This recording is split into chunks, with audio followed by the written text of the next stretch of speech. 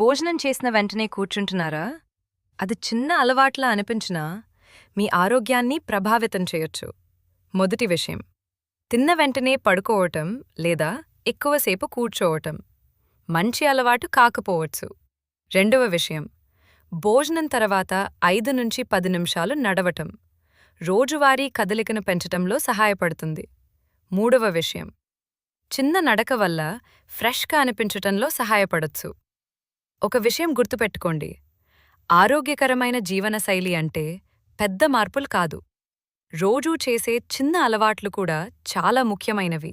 కాబట్టి తిన్న వెంటనే పడుకోకండి, 5 నుంచి 10 నిమిషాలు నడవండి, రోజువారీ కదలికను పెంచండి. ఇలాంటి చిన్న అలవాట్లు దీర్ఘకాలంలో పెద్ద మార్పులు తీసుకురాగలవు. ఆరోగ్యకరమైన జీవనశైలి మరియు బరువు తగ్గించే చిట్కాల కోసం ఫాలో అవ్వండి.